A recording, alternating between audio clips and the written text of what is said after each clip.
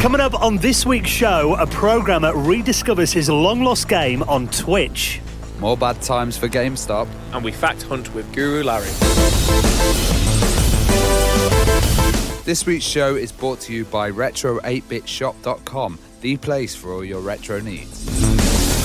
Hello and welcome to the Retro Hour podcast, episode number 209. Your weekly dose of retro gaming and technology news with me, Dan Wood. Me, Ravi Abbott. And me, Joe Fox. And welcome to our first show of February. Oh, I love February because it's my birthday on the 4th. Woo! Is that a little hint that you want cards and presents? Yeah, get me things, guys. I just want Amiga stuff. I think we need to give him the birthday bumps. Yeah, definitely. As soon as we stop recording, you're getting it. Chuck me out the studio. But it's good that, finally January's out the way. You know what always happens? January feels like an absolute eternity. Rest of the year, vroom! Yeah, it's crazy, isn't it? Because you kind of crawl to January's payday and then it comes and then February's just so short. You're just like, oh, it's March now. And of course, we've got all the the retro gaming events coming up in the summer that you can find our calendar so far on our website at theretrohour.com. We've been doing the show over 4 years now. We've had so many guests on this podcast. I mean, probably about 205 guests, which is quite a lot. I've actually made a master list of the guests, and I'm going to put that up on the website because we asked, who's your favourite Retro Hour person, or who would you love to come on the podcast? And loads of people were saying guests we'd already have. Yeah. So I was linking them to all the episodes, but I'm going to put that up online. But it is a phenomenal list. Now, actually quite worryingly though, I'm suggesting guests that we can get a Ravs at. Yeah, we had them on episode 17. Yeah, he was on episode 52. So we start to forget who we've had on as well. But actually, this week's guest, we have had him on before. And we've done it on purpose. Yeah, we've done this on purpose. We didn't forget. Now, this is Guru Larry. Now, Guru Larry Bundy, one of my favourite YouTubers. I think I'm speaking for all of us when I say that. He does some incredible videos, probably best known for his Fact Hunt series. Now, these are videos that explore, the strangest, most shocking, hilarious and odd facts from the history of video games. And that could be stuff like, somebody's done games that were cancelled for weird reasons or big fallouts that developers had. He's a big fan of Peter Molyneux. He often talks about him in his videos. Well, his recent one was 5 times piracy helped the video game industry. Yeah. So, that it's an interesting twist on the normal tale. Yeah, and the amount of research that goes into his videos and stuff you just learn that you didn't know anything about. And actually, the series has been that successful that now he's turned it into a book. So Guru Larry's Fact Hunt book is actually going to be out next week. So we thought it might be a good time to have Larry back on the show and maybe just tell us, we're not going to obviously ask him to read the book to us or tell him everything that's in there, but a few of the little anecdotes and stories that you may not know from the history of video games and give you a little taster as to what you can expect from his book that comes out next week. So Larry Bundy, Guru Larry, is going to be our guest on the show in around half an hour from now. Now, last week, of course, we had a brilliant guest. Nathan McCree was on, giving us a story of the music of Tomb Raider. He was the guy behind Tomb Raider 1, 2 and 3. And obviously did that amazing live event as well. So the Tomb Raider Kickstarter, which was basically the Tomb Raider Suite, which had a live Tomb Raider concert, and also the one that is announced last week, which is in Paris, which is going to be amazing. Yes, Tomb Raider, we were talking last week a bit about how incredible that music is, and I think everyone who played that game, that experience of, when you first see the T-Rex and you step and something's coming because of that music, I think probably the music was 90% of the tension and the terror. Yeah, absolutely. When anything just comes out like a bear or a tiger or anything like that, it's just that tense, incredible music and that incredible gameplay as well. And Nathan he wrote all that, and then, to then go ahead and record this as well at Abbey Road Studios, which is also just such an iconic studio as well. It's just amazing. Well, we had Heather Gibson on last year who did all the level design for the original Tomb Raider so she games. worked with Nathan and they kind of work on the atmosphere in the level and how stuff would get triggered. Now, what we actually have for our listeners is a competition running at the moment, and you can enter by going to theretrohour.com, and it's basically giving away a signed copy of the title music, and this is in the score sheet. So this is a musical notation, and this is Nathan's music. It's signed by him, but also we're going to have a double deluxe tin CD set. So that's kind of your limited edition CD set with a beautiful hard tin case. And that was recorded at Abbey Road Studios as well? Yeah, that was. Well, we did have Nathan on last week, so if you enjoyed that story, you want to check out the music. I've got a copy here. Not the tin one, unfortunately. We're not important enough to get the tin one, but you are. So if you want to get hold of these, 2 copies of the signed Tomb Raider 2 title music theme, I think, isn't it, the score? and also the Tomb Raider Sweet Deluxe Tin CD recorded at Abbey Road Studios. All you got to do is nip onto our website. We're going to keep it open for another week, so it'll close next Friday, which I open my calendar on here, I believe is the 8th of February, I want to say, 7th of February, and we'll close it at midnight, and all the terms and conditions are on there, and then we'll pick 2 winners at random, and you will get those exclusive signed prizes in the post. Now, before we get into this week's news stories and our chat with Guru Larry, let's give a big thank you to this week's supporter. Now, this week's podcast is supported by the incredible Retro8bit.com. Now, we're all retro collectors in different ways. Joe, you're a bit more of a game collector. Yeah, so I love collecting video games, love collecting consoles as well. And then also I do love collecting controllers for them. I do love my modern controllers for my old consoles as well. So this is an absolutely fantastic website with a huge library of games you can buy. And as well as it, what I really love about it, from exploring it, from what you showed me last week, and I've been exploring it again today, is just the amount of like reproduction controllers you've got, but at just really fantastic prices. So really you can pick up, parts and expansions for your classic systems, new and old. So like you said, there are new recreations that you can buy in here too. And you get great deals on retro computers and consoles. Because for me, I'm more of a hardware collector. You collect your games, I like my systems. And you can pick up retro games at bargain prices. Now, the good thing about this website is when you buy off eBay or places like that, or Gumtree or Facebook Marketplace, you don't know who you're buying from. The thing about Retro8bitshop.com is they only work with trusted vendors. And they have both set prices and auctions as well. So if, like us, everyone in the retro community complains about eBay prices and, price driving and all that kind of thing. If you're fed up of high eBay prices and fees and you want affordable retro games and hardware for a huge range of classic systems, you look on there, there's little boxes down the side. You can pick which console or which system you want to buy stuff for. Visit them today, retro8bitshop.com. And, of course, you'll be hugely supporting the Retro Hour podcast by doing that. Okay, some good stories to talk about this week. I thought this was awesome. Did you ever, try making video games when you were a kid, Ravi? Yeah, I did. I made a I made a role-play game about being a tramp. And, it was called Canby Boggle, and I made it in this point and click thing, and you just go around collecting free stuff and kind of trying to get food and stuff. About being a tramp. I'm so glad I asked you that question there. Yeah, it was good. Well, have you still got a copy of that game? I probably have on floppy disk. Yeah, I basically ripped all my old hard drives out, so I've got a big stack of them. I've got to get an adapter and look at it. But one day I shall release Canby Boggle, the weird tramp game. Well, for now, we'll have to make do with another obscure game. Now, have you heard of a guy called Rick Brewster? No. Now, he did Paint.net.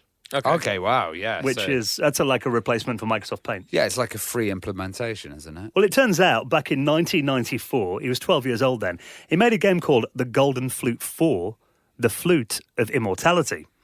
Now, this was a DOS-based role-playing game that was inspired by a text adventure from a 1984 programming book that kind of taught you how to write adventure games. It's kind of based on that code. He made his own kind of thing. And it was written on a Tandy 1000 TL2 PC clone computer. Now, apparently this game played a bit like a traditional role-playing game, according to this article on Kotaku that I'll link to in our show notes.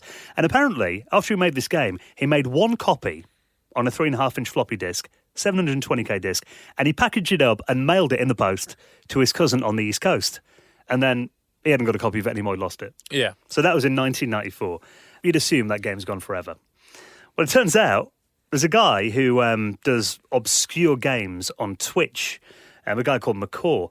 He's actually quite good at finding really weird games on old compilations and public domain collections and, old FTP servers and all that. Yeah. And amazingly, he was playing this game on his Twitch stream at the back end of last year.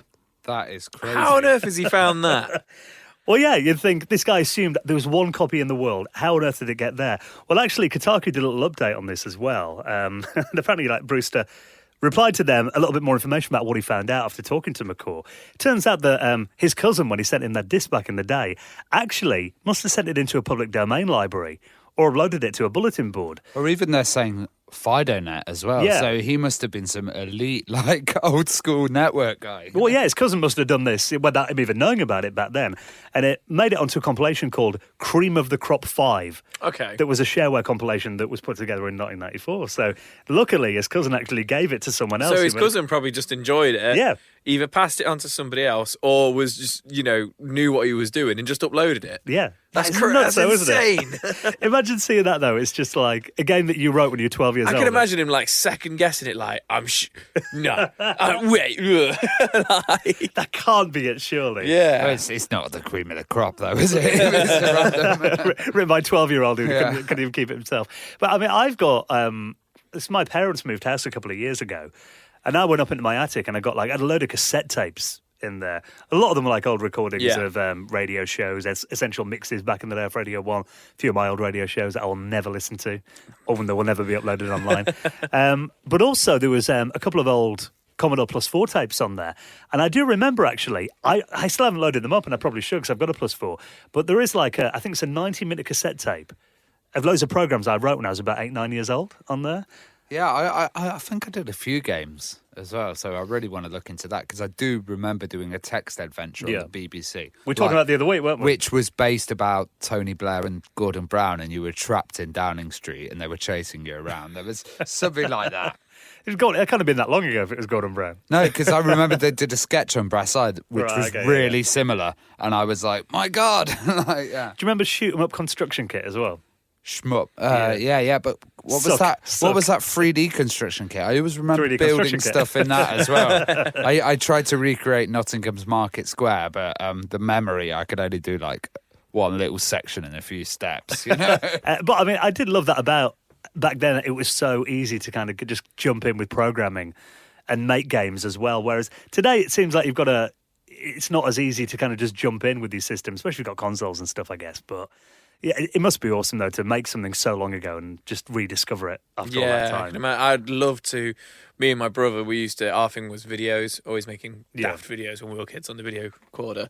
And it'd be amazing to see them now, and just cringe at them. So I can only imagine how that must have felt to have seen that. The videotape was a rarity, so you probably re-recorded all over them, right? Yeah, absolutely. I think I was talking about this on the show the other week. Actually, my uncle gave me a load of 8mm tapes, and there's me and my brother on there playing like cannon fodder and that in our bedroom in like 92, 93. Yeah. So I need to go through and rip all That's that. the first version of the Retro Hour. You need was. to get that up, mate. And so my missus said, you were the first YouTuber. There you go. But yeah, it's awesome. And actually, someone was saying on one of the... I was reading a discussion the other day, kind of following on from this. Someone was saying, how much classic shareware and public domain is actually archived and how much of it has been lost forever.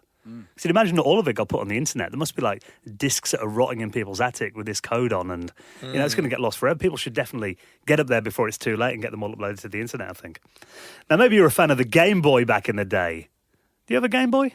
Me, I have many, many Game Boys. But yes, I was a big fan of the Game Boy. Absolutely loved my Game Boy Pocket. Did you ever want to play it on a big screen? Yeah, you know what?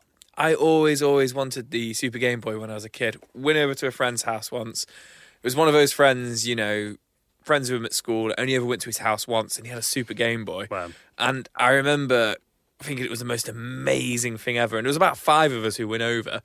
And he just got Street Racer for the SNES, and they all wanted to play that. But I was blown away by the fact that he could play Game Boy on his TV. Yeah. But all the other kids didn't care. So he literally showed it me for 20 seconds, and then that was it. And I didn't get my hands on one until I was 20 or something like that. So yes, is the answer to that question. See, I used to watch it on Bad Influence when they did Game Boy reviews. They'd have them up on the big screen behind them, and I was all, how have they done that? It's obviously using that cartridge.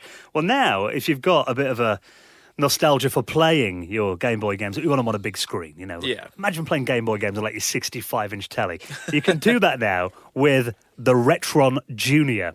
Now, this is by Hyperkin. I'm actually quite a big fan of Hyperkin. I got that. Do you remember they did the Xbox original Duke controller? Yeah, was that Hyperkin, was it? Yeah, the recreation they did. Yeah. It's it feels very like the original one, but it's kind of got that LED screen and the circle where the logo used to be. Great quality bit of kit, and actually, I don't use it all the time on my Xbox One, but for a bit of a giggle and a bit of novelty when friends come round about, here's your controller. But the Retron range, it's actually been around for a while, hasn't it? They've had the Retron 5, which is basically a kind of multi-cart machine, so you can play loads of different carts in there. And they also had the Retron HD as well, which was that NES basic clone version. And this seems to be a really cute little tiny cube, actually. It's quite cool. Well, you might look at this and think, that looks a bit familiar. This was actually an April Fool's Day joke. Okay. That they did back in, I think it was 2017. And it actually got that much of a good reaction. They thought, well, why don't we make it for real? So looking at it, it's a very small little box. And I thought it was a reused Ouya. Yeah, it does That look. could have been. I mean, size-wise, it probably is about the same as the Ouya. It's about as wide as an original Game Boy cartridge, but Yeah. like half a centimetre either side of it. And then it's not much taller than one either by the looks of things. Yeah, I mean, they've got one plugged into the top in these pictures for scale. So that does suggest, I mean, when you look at the pictures originally, you think, maybe it's going to be about, a bit chunkier, maybe the size of like a phone or something, but actually it's probably smaller when you see it in person. And on here, you can run Game Boy Color, and Game Boy Advance titles. And it comes with a controller that's essentially a SNES controller clone. Yeah. And the colour scheme's interesting, though. It's like a wasp. I mean, the one I was looking at was it's like a golden black. Yeah. And it looks quite smart, actually, I thought. I like the design of it as well. It's got various video outputs, too. Yeah. So it's got HDMI in the back, but then it's also got old school, coaxial, so you can do it with the SCART ones as well, so you can get 3 of them. Your composite. Yeah, that's it. Yeah, that's good, though, because you want to play it on a CRT. I'm not sure. I mean, it doesn't output in 1080p. It's a 720p, and obviously it's emulation, hardware emulation. I'm not sure how good Game Boy games will look on your 4K TV, if I'm honest, but I imagine it's got some kind of upscaling built into it if it's got the HDMI out. Well, interestingly, they're saying with the sound, it could be wireless, or you could actually plug it in through the headphones adapter, but they also have the Game Boy Link cable working. So they're talking about Tetris multiplayer.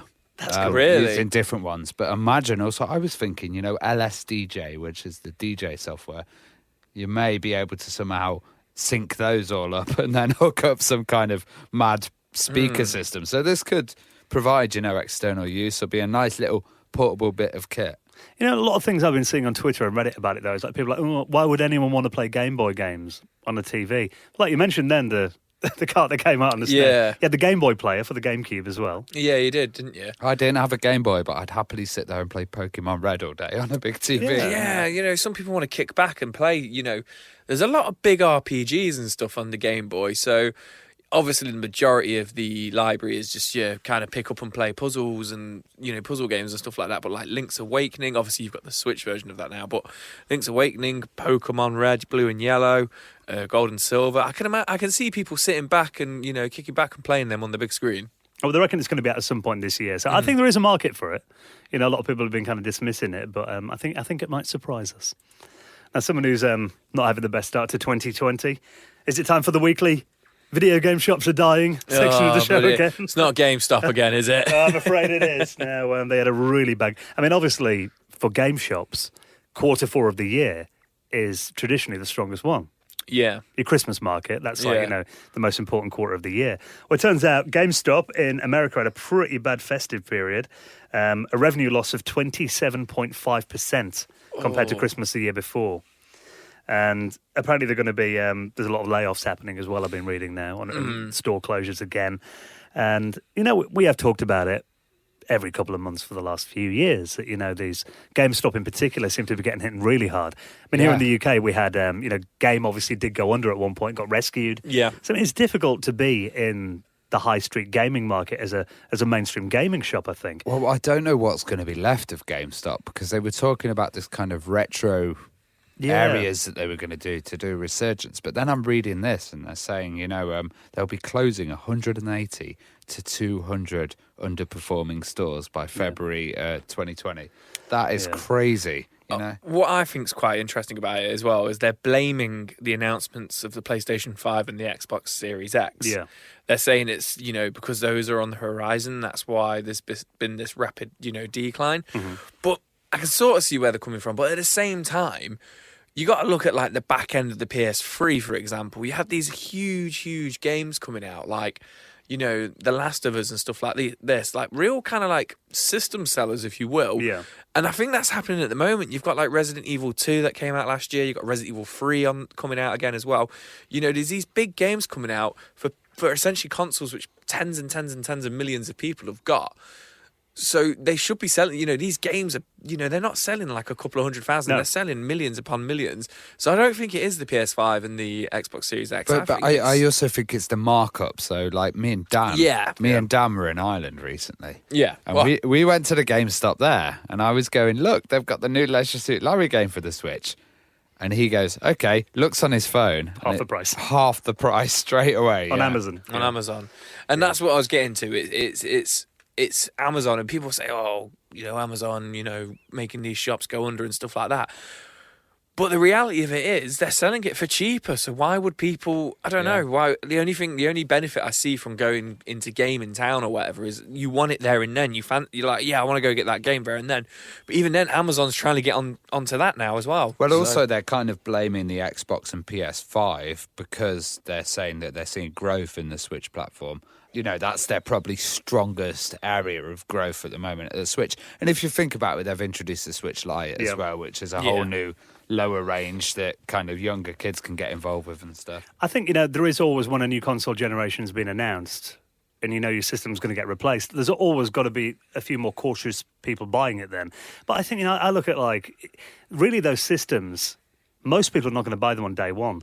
And if you're buying for for example, my little nephew, he'd be perfectly happy with an Xbox One S at the moment or something. Yeah. He wouldn't want the latest one. So the games are going to be more expensive for it. There's not going to be any good software for it for at least a year, 2 years. Yeah, but then funny you should say that. I was talking to my brother about it the other day, and he was saying that I think they're going to do GTA 6. There's a lot of talk about that recently.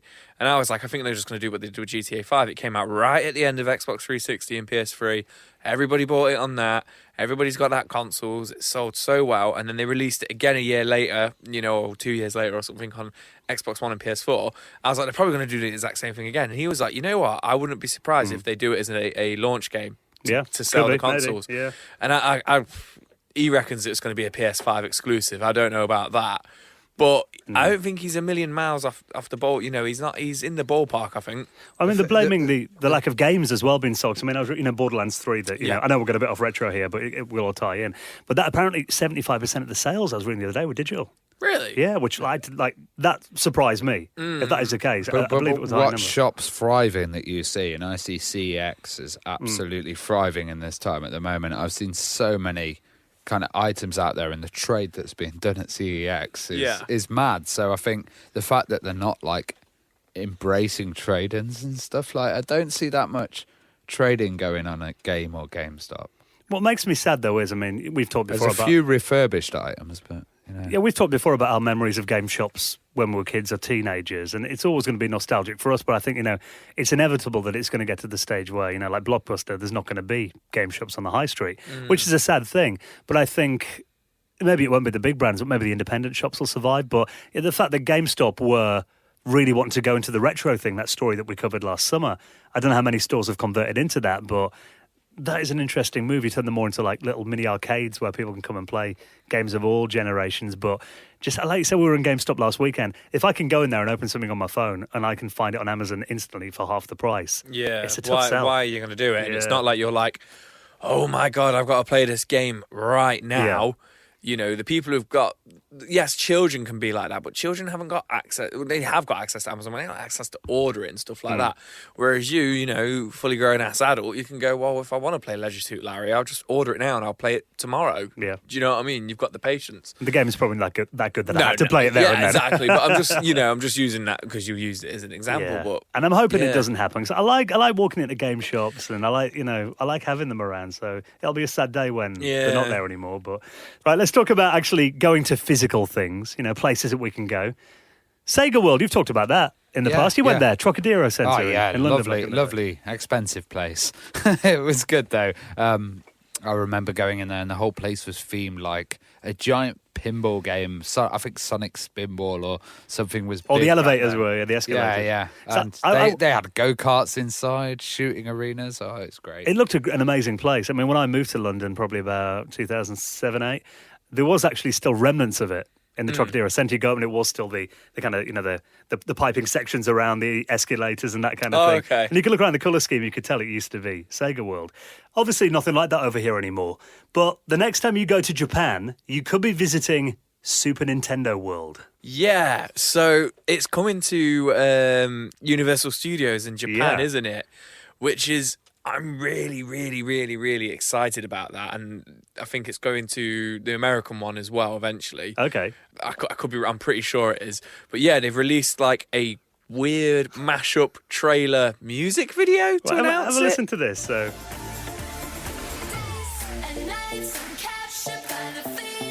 This is Charlie XCX. Right. Sounds like the Love Island version of Mario. Yeah. Well, it's a really weird video. You're right, and it's got, is it Gelantis? Oh, I don't know. I don't even know who that is. I think they did that peanut butter jelly song a couple of years ago. It was in the charts. But it's essentially a music video with a load of people looking surprised, and it's kind of a lot of like CGI rendered real life Mario characters, but they're running around the real world. Because, I mean, this is apparently going to launch, they reckon, some point this year, hopefully before the Summer Olympics in Tokyo. They haven't got an official opening date, but they reckon it's going to be summer 2020. So I guess they haven't built any of it yet. So this is I don't know, because the whole... It's been a good couple of years now they've been talking about, Nintendo World and stuff like that. And I'm a massive, massive theme park fan and stuff, and I've just not really delved into it too much because it's all been a bit like, when's it opening? It's a bit secretive, and what's actually kind of like, when the Star Wars world was being built in the Orlando Disney World, and then also in the California one, you saw all these pictures of like bird's eye pictures of it, and people were like, oh, there's the Millennium Falcon being built, and there's the cantina being built and stuff, and it took a good couple of years for it all to be kind of built up and everything. And it's a big job, isn't it? It's a big job, and this is going to be just as big. And I've not seen that. Do you know what I mean? I watch a lot of, obviously my first passion is retro games, but then I do watch a lot of videos about roller coasters and stuff because I'm really into them. It's another thing I'm really into. And I've not seen much about this. Maybe it's Nintendo being like hardcore on the press. Maybe it's just Nintendo being Nintendo. No photos. Yeah, but I don't know when it's coming. So they're saying it could come this year. Summer 2020 is the estimate, and they reckon, like I said, before the Summer Olympics in Tokyo. But they're saying there is a couple of little shots in here, 'cause it's hard to see what's real and what isn't in this video. Yeah, because it's so much CGI. But then there seems to be like a big thing about they're all on their phones on an app. And I know Nintendo are getting big on, the Mario Kart game and stuff like that. Yeah. So I'm kind of worried that it's going to be more... like virtual kind of thing. Yeah, it's obviously going to be real and there's going to be stuff there, but then there's also going to be this whole kind of like, I don't know, like augmented reality or something about it. I'd much rather just go on like a, Rainbow Road bloody roller coaster or something. Do you know what I mean? I think that's so much more like immersive than kind of doing it on your phone, if that makes sense. Well, some of the stuff we do know that is real is in here. There's apparently a Mario Kart attraction where it looks like 4 people to a kart. So that'd be amazing if that's imagine the real courses. That'd be so good. And people are wearing wristbands in it called a power-up band, and they reckon that kind of interacts with different things. Maybe it could be an AR thing, like you said then. But apart from that, we don't really know much more about it. And like I said, it's coming soon. But yeah, this video I don't think really explains a lot more because it just looks like it could be an advert for a game. Yeah, so it does say at the end, play in the real world, summer 2020. So it must be coming this year. But like I say, I'm up on Google right now. I'm looking for images of it, and all I can see is all just this CGI stuff.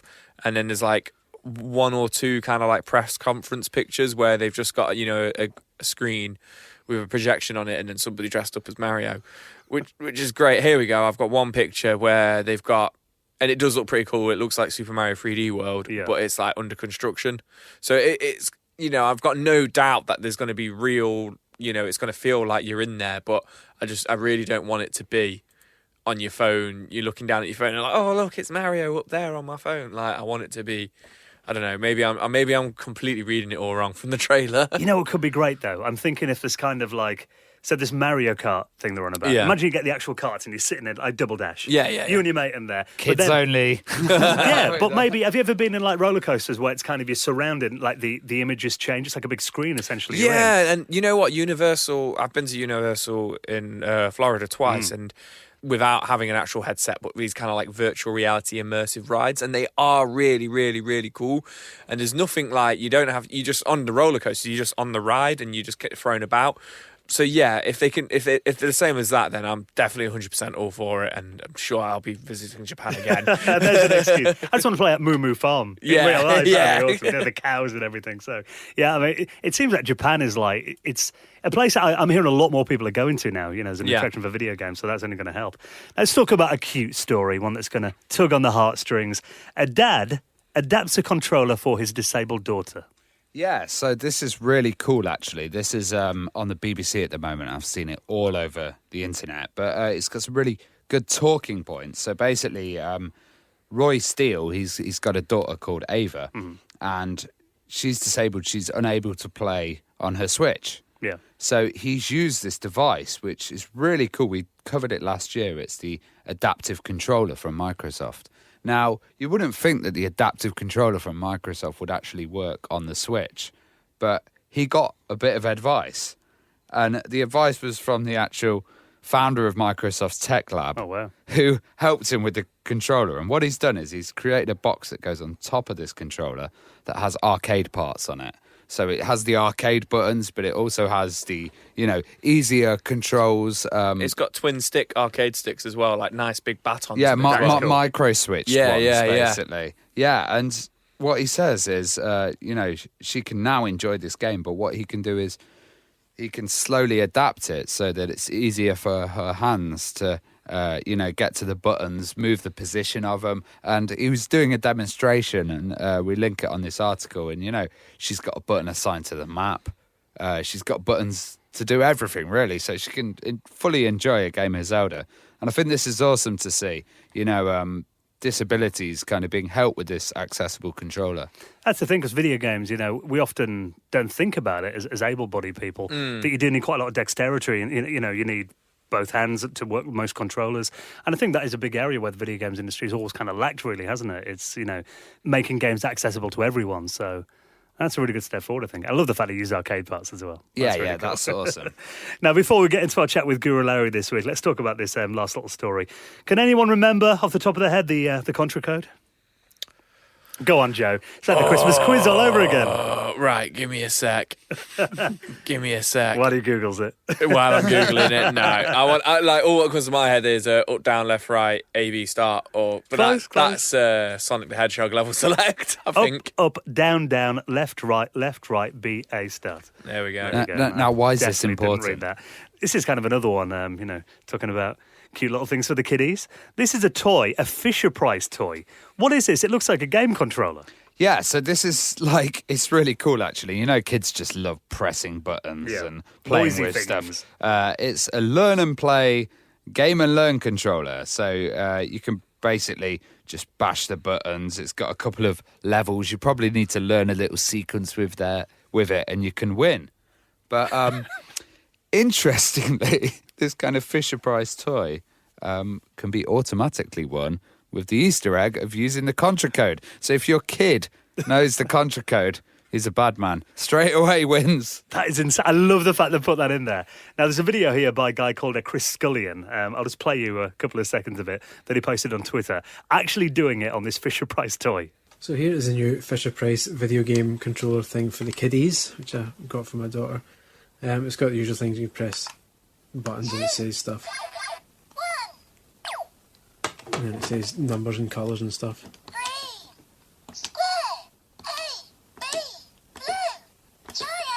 But, amazingly, if you put in the Konami code, so that's up, down, left, right, B, A. You beat the game. Awesome. That is incredible. So that, obviously, the programmers behind it put that in as a little Easter egg, but I want one now. But he's Yeah, you're just like, I love one of them. But he's probably been sitting there for an hour just playing around with that, when he's bored with his kids and gone, whoa! I don't know. I would imagine rather than him accidentally coming across it, he probably just put it in for a laugh. Yeah, Like it's not gonna work. he's aware of the Contra code and he's just like, hey, up. That is absolutely beyond cool, though. So, yeah, well done, Fisher-Price. Okay, we've got our retro picks coming up in a minute, the things that we've been looking at in the world of retro that we've been enjoying over the last 7 days. Before we do that, though, let's give a big thank you to the people who've supported the Retro Hour podcast.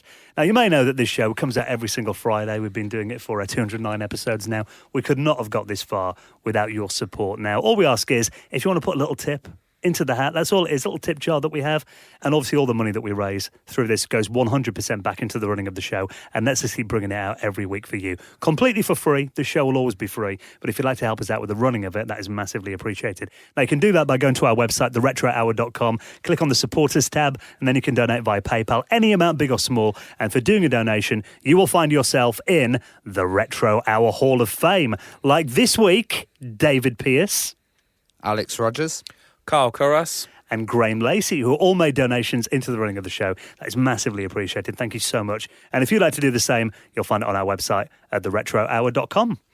All right, then, before we chat to Guru Larry about obscure video game facts, all about his new book, Fact Hunt, let's talk about our retro picks then. This week, you showed me something really interesting, because I've been messing around with older PowerPC Macs recently, and you found this is an app store for old Macs.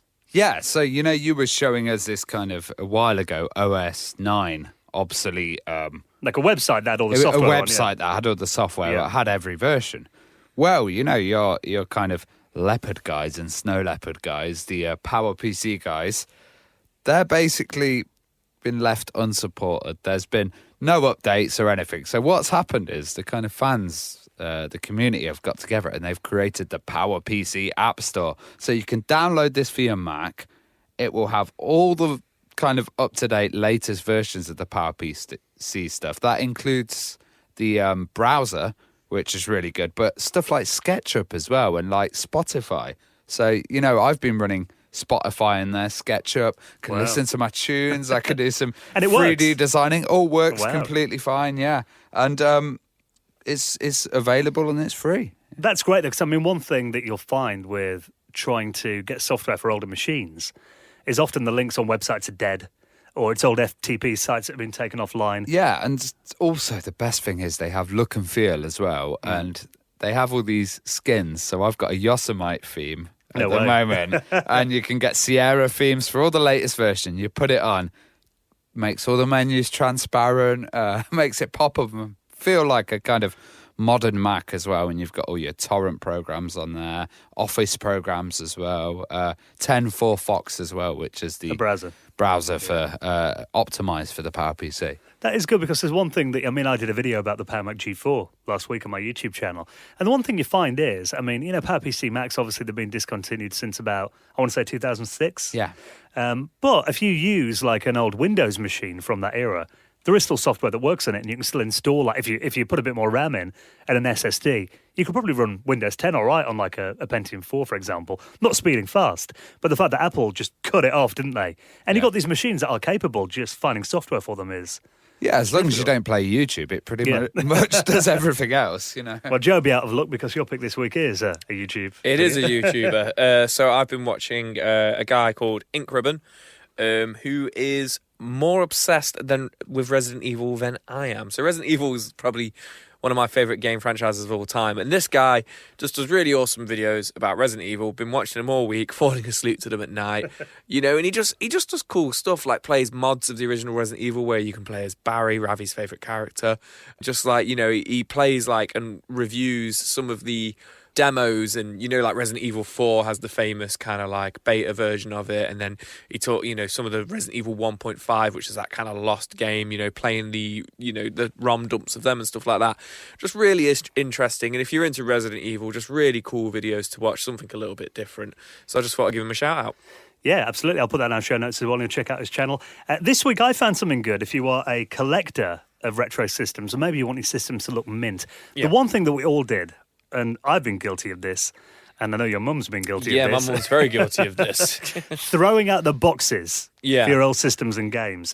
Because, how much more money do they go for if you've got the original boxes? It can double them sometimes, depending on the console, can't it? And I only collect boxed. I kind of wish I did, but with the amount of systems I threw boxes out for, cause, back in the day, they're disposable, we didn't think you'd need them. And I'm guilty of doing that in my recent systems as well, which is stupid. Should put them in the garage and keep them. Well, there is a guy who's currently producing new boxes for Amigas at the moment. So these actually are quite expensive. The currency, I'll link the website in our show notes, is in Swiss francs. Okay. But I believe they work out at about 50 euros each. Okay. Which is quite pricey for a cardboard box. Yeah, because you might be able to find them for that much anyway. But when you look at these are brand new reproductions. Yeah. And the high quality than the originals, and the glossy as well, so they're not damp and wet won't affect them, that kind of thing. And they do look like they've just literally rolled off the factory floor, like back in 1992 or something. They look incredible, and he's done them at the moment for the Amiga 1200, 500, 600 and CD32. I've seen him on a few forums saying he might be looking at doing these for other systems as well. So if there's a demand for it, it is expensive, but one thing I think is quite sensibly done is inside the boxes, it mentions that they are reproduction. Oh, okay. So, I'm just thinking he's not going to get sued by them anyway. No, I guess it stops people trying to sell him on as saying, "Oh, this is a mint." yeah. This is a mint version. Well, one thing I've noticed on his site as well that he's done is case badges for the Amiga stuff. Yeah. And usually you get these kind of silver case badges on eBay, which are printed ones. These look white and close to the original, which is amazing. I think I'm going to buy a couple of these for my 4000. Pretend it was like a 040. Well, that's kind of his mission, I think, to make them look as close to the original as possible. It's like you said, there are lots of people that have done like kind of their own versions of it, but they don't look like, like you remember. I mean, he's doing them in small batches, so the prices are going to be quite high. I mean, you're not going to find them in like Staples or Office Supply, whatever's around now, but GameStop. Yeah, exactly. Maybe it's a new market for GameStop. Maybe. Could rescue them. Retro game boxes. But yeah, I look at that and I'm thinking, can I justify paying 50 quid for an Amiga 600 box? But then I'm like, when am I ever going to get the chance again? So maybe I'll bite the bullet. Oh, just to put it in your garage. Yeah, just to put it in my garage. You shouldn't have shown me this site, Dan. It's dangerous. I'm looking around. God. Ravi's got his credit card out, so if you want to check it out and do the same, everything we talked about in this week's show will be in our show notes, along with everything else at theretrohour.com. Check out the events we've got coming up over the summer as well. And now, let's get into this week's very special guest. Guru Larry joins us again to talk about his amazing new book, Fact Hunt. You're listening to the Retro Hour podcast, and let's welcome on this week's special guest, getting stories about some of the strangest, most shocking and hilarious and captivating things from the world of video games. Someone we've had on before, but it's actually been quite a while. Let's welcome him back to the podcast. Guru Larry, welcome. Hello there. I've actually been here the whole time. I've just kept Craig very quiet in the background. It's on that fader with Skype on for 3 years. Yeah, I'm the one who's been making that hissing noise all these years. Well, it was 2017 the last time we had you on. And actually, before we started recording, you mentioned that's when you started writing your book. Yes, literally, yes. So we're sort of top and tailing it, aren't we, with this? So, I mean, obviously people know you from the Fact Hunt series on YouTube, I'm sure, and that's what the book is about as well. I mean, for those, that 1% of our audience that may not have seen it, what's Fact Hunt about? It's uncovering sort of funny anecdotes from gaming history and stuff like that, and stories, things like that. Just sort of the weird stuff rather than just giving off a list of, did you know sort of facts. It's just the funny stories behind everything and stuff. A lot of things that everybody's forgotten about as well, lots of weird things. From the past. Do you kind of have a knack then for remembering, obscure facts and trivia? I do. I've got a quite sort of good memory for sort of remembering things I read as a kid and stuff like that, and then bringing them back years later. And what's been your most popular Fact Hunt video? It's the most popular one in terms of views. It was games. Unbeatable games due to the developer being a douchebag, really. I see. Basically, they purposely made the game unbeatable. Yeah. So, yeah. And I remember I watched that video when it came out, and I remember there were loads of different reasons, wasn't it? Like some of them were kind of...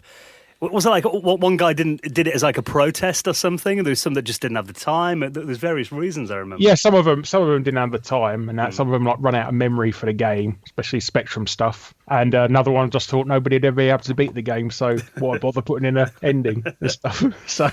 I mean, how long have you kind of had this, knowledge for video games trivia? I mean, did that kind of go back to when you were a kid? Were you like that? Yeah, pretty much so. Yeah, I mean, a lot of the facts I've read as a kid out of Amstrad Action and stuff like that. So the big one I remember was, do you know the game Squeak?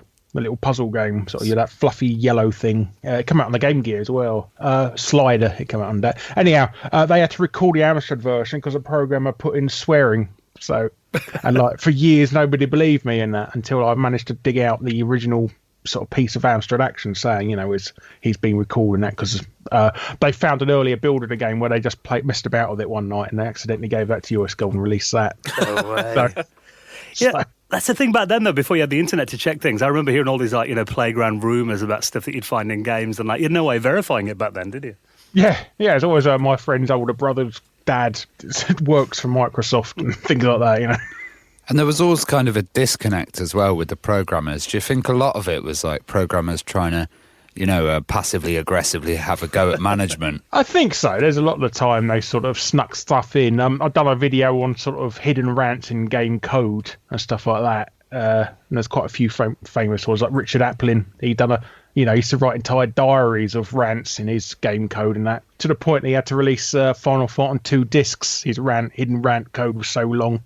Wow. The game, so. That's amazing. And with all these like facts and trivia, just kind of like swirling around in your brain and stuff, I guess it must be really difficult to decide what video to make next and what's a good story. How do you do that? Well, it's a case of sort of sitting on them and trying to find sort of relevant ones to join them with as well. I mean, sometimes I got like a really good one and I'll sit on it for years. I mean, I've sat on some of these like 4 or 5 years at the moment, just waiting for something relevant to come along. And others just sort of come up in 5 minutes, really. The next one's coming up in 5 minutes, actually, when I come. So. And what's that going to be? Can we get an insight? It's about game crashing glitches. Okay. That brick your console. Oh, really? Oh, okay. Yeah. That's pretty interesting. So, yeah. Brick your system? What, as in like break it? Yeah, literally make it unusable. Can you tell us one of them then? What? Well, if one of them was Diddy Kong's Quest on the Super Nintendo. There's a way to brick the game, and it literally ruins the cartridge. You can't do anything with it. That's crazy. So, I never knew that. Such a popular game as well. Like I was expecting you to say some really obscure Spectrum game or something very mid 80s primal, but not something from that kind of era. Wow. No. And I've got some for the Nintendo and stuff like that as well. That's actually bricking virtual consoles and stuff. So Joe's going to try it out when he gets home. Yeah, I'm going to definitely keep an eye out for that one. So yeah, to try it in. Basically, you could ruin somebody's console with it if you type it in or like a certain password and stuff. It ruins their games and that. So that's crazy. It's like the equivalent of typing in boobs in the computers and Dixons as a kid. Really. Do you think after that video there's going to be loads of people like, oh, I'll type this code into your game and get you onto the next level? I think there's going to be a few angry people saying, my friend did this for a laugh and that. You owe me a free game. So why did you decide to actually put it into a book then, rather into your YouTube videos? I don't know. I've always wanted to do a book, but I sort of got asked along to do it. From Unbound contacted me because Ashen's released a book as well, Stuart Ashen, and they asked him if he knew anyone else that want to do a book, and he suggested me. So Unbound wrote to me and asked, do you want to do a book on your series because it's quite popular? And then I reluctantly said yes. But that was a very popular book as well, wasn't it, Ashen's? Yeah. Yes, we done a sequel, didn't it? So. What's the process been like writing for it? It's been all right. It's sort of getting fact-checking as well, and sort of it's taken so long to sort of develop this book that you've had to go back and rewrite things because like history's changed since that's happened as well. And is there any times where like you're kind of going back and double, triple checking that facts? You're just like, that sounds so ridiculous. I just need to kind of quadruple check that before it goes into the book. A couple of times, yeah, especially anything involving death in the book as well. I've had to properly check, sort of dot your T's and cross your I's. And I think that's the thing, only doing it on a YouTube video, it must feel like getting it down in print is a bit more permanent. Yeah, very much so, yeah, because that's definitely set it in stone. You can't do a follow-up without costing a hell of a lot of money, really. So. I mean, looking at the book, the first thing that stands out is the cover. I mean, that's really eye-catching. You actually got Steve Pickford. I did, yes. Design. I thought it'd be nice to get the bloke who done the artwork for Plock and that. I thought it'd be quite cool. He's got a piece, a box art cover for Plock that was rejected, and I really liked it. And I said, could you do something along the lines of that? And he said, all right then. And I sort of that's sort of the Fact Hunt logo as well. It's done in a sort of Monty Python type way as well. So it's a bit of sort of this and that, but he sort of hit the nail on the head straight away with it first time, really. And there's nothing I asked him to revise about. He got it perfectly, exactly what I wanted first time. I think when you look at it as well, it just doesn't look like other video games books. No, well, I just didn't want to do somebody who's, you see a lot of the American books and that, all like pretending to be like Nintendo box covers and stuff like that, or just 8-bit sprites everywhere, and I just didn't want to be like that. I just want to be something a bit more fun and sort of attention grabbing. If you put it on the shelf and that, you'll see it a lot more. Do you have any other contributors to the book as well? Yeah, I got a couple of others. Ashen's done it for my book this time because I've written for both of his. I've got people like Did You Know Gaming, Mr. Biffo, Violet Berlin, and a few others, a few other YouTube channels and that. I've asked them to come up with sort of facts, interesting, funny facts and stuff like that. Like the Easter Egg Hunters does a piece for the book, and he's done one on Easter eggs and stuff like that. So a lot of sort of relevant things to them, as it were. Well, you mentioned Violet Berlin then, obviously, Bad Influence legend. She contributes to the book. What's her section about then?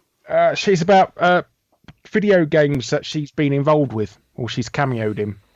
So I remember there was Micro Machines 2. Mm-hmm. She was in. Oh, there was that reality one as well. I can't quite. Normality Inc. Normality, that was it. Yeah. Yes, you can get it. You can get it for like £2 on Steam now. So Yeah, that was a really kind of groundbreaking game as well, wasn't it? In its style. I found out. Well, I found out from the book, the article she wrote for me, that she was also in one of the Tony Hawk games as well. So that was quite a surprise. Which game was she in then? What? Tony Hawk Underground. I don't know if it's 1 or 2, but yeah, she was in one of them, so that was quite a surprise. Yeah. Was she a playable character then? Or? I believe so. At least she was a skin in the characters. You could choose her as a sort of selectable character type skin type thing. But I'm not sure. I'll have to read my book again. So. Learn some facts from it. I'll have to steal them for you two. So you also explore one of my favourite topics, which is cancelled sequels in the book. Do any spring to mind that are particularly sad? It's not sad as in respect to the games were actually released in the long run, so they all just sort of reformat into a new sort of genre, a new IP. Like I've got in the book Burnout Paradise 2. That was cancelled and turned into a Need for Speed game. And also the Future Strike as well. That was turned into Future Cop LAPD. Yeah, I was going to say, because that was going to be for like Jungle Strike, Desert Strike, like that kind of... That was a great game, though, Future Cop. Yeah, I know why I love it so much. I love Future Cop, and I never knew that. Yeah, it's originally supposed to be called Future Strike. So. And there was Assassin's Creed. That was meant to be another well-loved franchise, wasn't it? Yes, that was Prince of Persia, Assassins, it was supposed to be called. No Oh, way. wow. Are there any books that you've kind of taken influence from, or any ones that you've read and really excited you? I wanted my book to be a sort of like a Guinness Book of Records, just sort of a big book that you could sort of flick through easily on the toilet and stuff, just lots of easy reading, short pieces and stuff like that you can pick up and put down straight away, stuff like that. So, yeah, stuff like Ripley's Believe It or Not books and Guinness Book of Records in that respect. I think it's made a new genre there, toilet books. Yeah, well, it is. You bring there's always like a couple of books to bring to the toilet and that, so you can have a quick read for 5 minutes while you're doing your business. Well, you also cover shocking business blunders in the book as well. Like, tell us a bit about the Atari Jaguar pre-order disaster. What happened there? Well, they decided they got a load of pre-orders for Europe and that, but they decided to allocate all of those pre-ordered consoles to the US because they thought the US is going to be their biggest market and everybody's going to buy one there. And they didn't sell. So they cancelled a load of potential pre-orders for nothing. Wow. Do you often find that's like managers coming in or people who don't really understand the company and just going gun-ho, I think it's people sort of, a combination of people not knowing the industry and good old-fashioned greed, really, I think. Well, I was quite shocked to find out that Mortal Kombat was going to be apparently a system exclusive for the home. Yeah, that is something I've never heard anywhere else before. It was going to, basically they were going to Acclaim or Midway, they offered it to NEC to be a TurboGrafx exclusive originally. And basically they turned around and said that fighting games are a fad and it's not worth the money. So we might not have got that on the Super Nintendo or the Mega Drive. It could have just been on the TurboGrafx. Yeah, exclusive to the TurboGrafx. It would have been a very different game, I think, then, wouldn't it, in history? Well, I don't think people would have much fond memories of it. I probably wouldn't be on Mortal Kombat 11 by now because nobody would have played the thing. I was literally about to say how it would be a different world without Mortal Kombat as well. Yeah.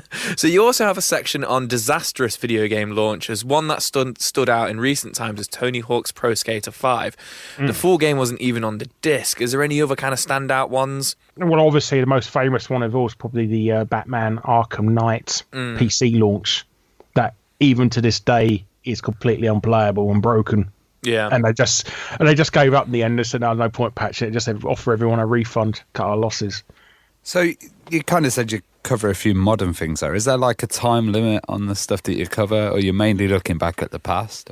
No, I do like to cover modern stuff because, especially on YouTube, because everybody sort of cares more about modern stuff now. I think the sort of cut-off point for people watching YouTube now seems to be like the PlayStation 1 era now for retro gaming. So I sort of focus.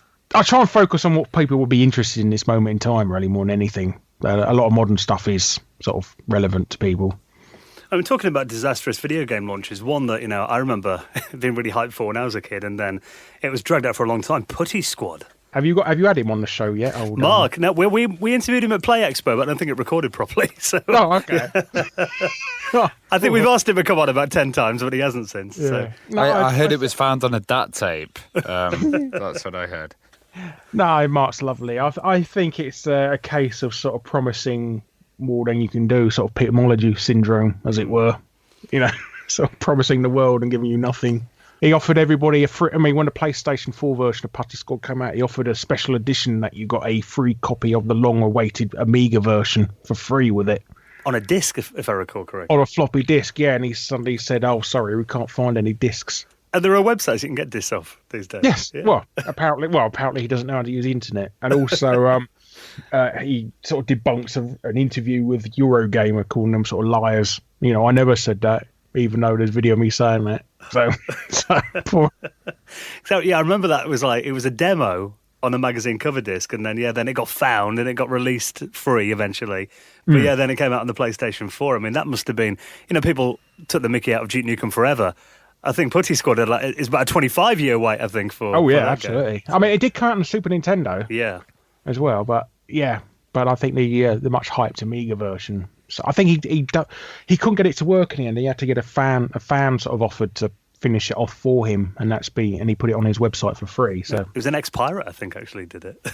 Oh yeah.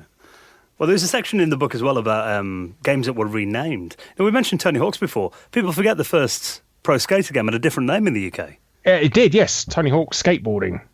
What was the deal there? Because they thought people would think it's a video game about ice skating. Yeah, that doesn't surprise me, actually, with the British. Yeah.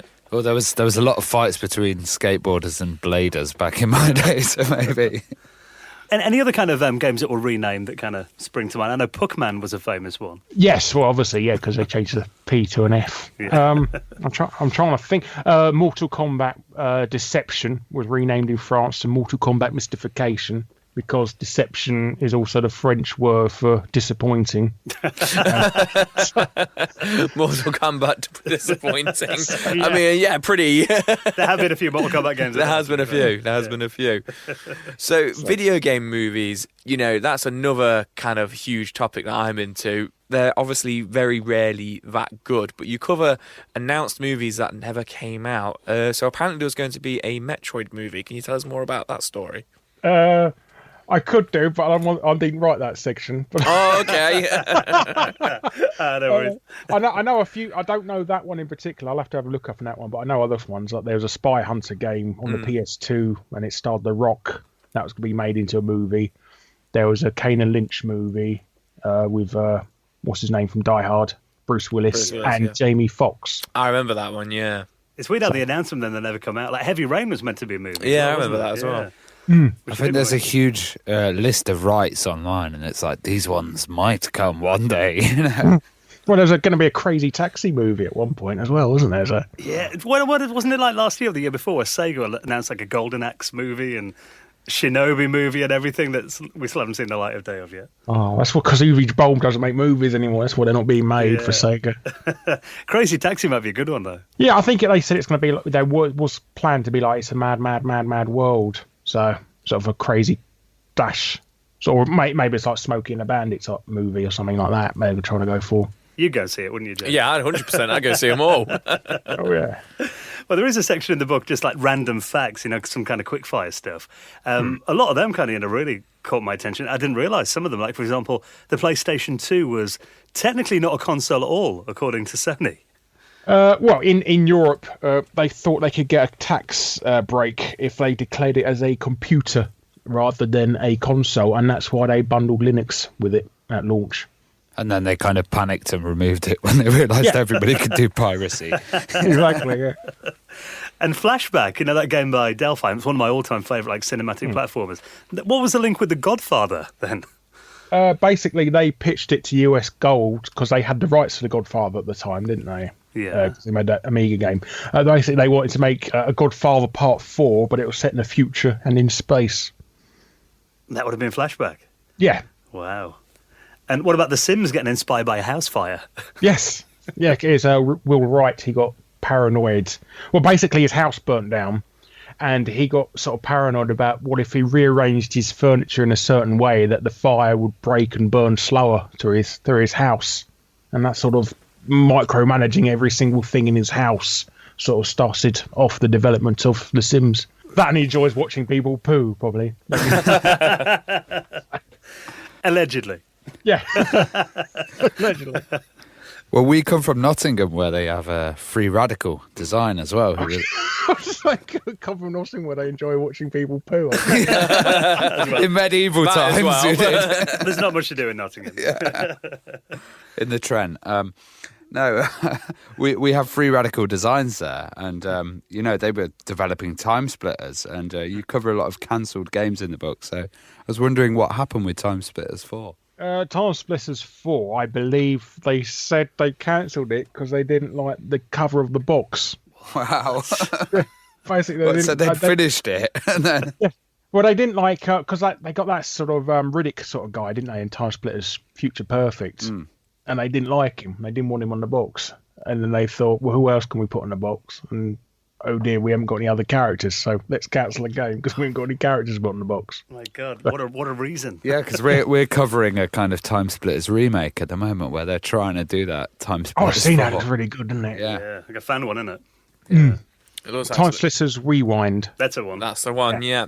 Streets of Rage 4 was meant to be released on the Dreamcast. I've heard, things in the past about how like that kind of became Fighting Force. Do you know a little bit more about that? Yes, so basically Core pitched to Sega. They wanted to make a Streets of Rage 4, and Sega said yes.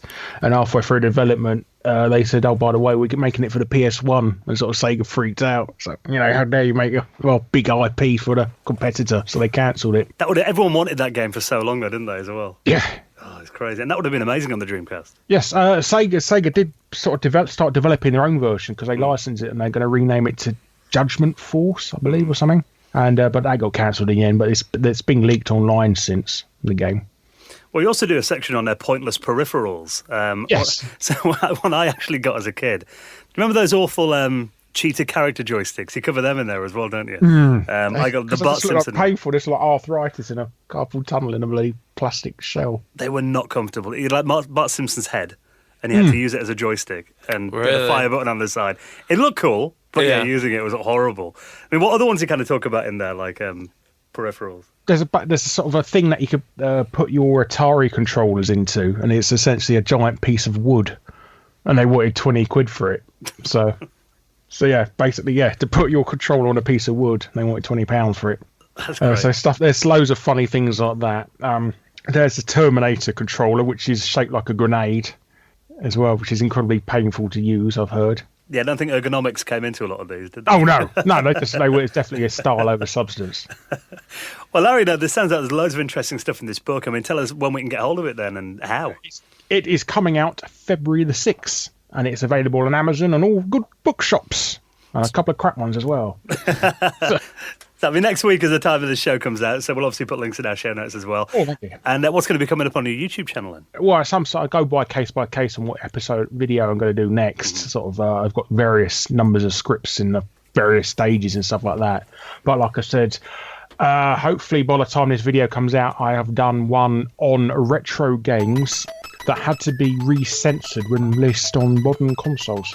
Well, I bet sometimes when you go to shows, you hear people saying supposed facts about games, and now you can get the book out and go, here's the real reference. It's written down. Look. Yes, it's true. Well, Larry, it's always a pleasure to catch up with you. Thank you very much for having me as well. Yeah, no worries, and we'll speak to you again soon. Excellent. Goodbye. I'll see you again in 4 years. Enjoying the show? Why not check out some other great retro gaming podcasts like Retro Asylum, RGDS, Maximum Power Up, Arcade Attack, Arcade Perfect, and the 10 Pence Arcade.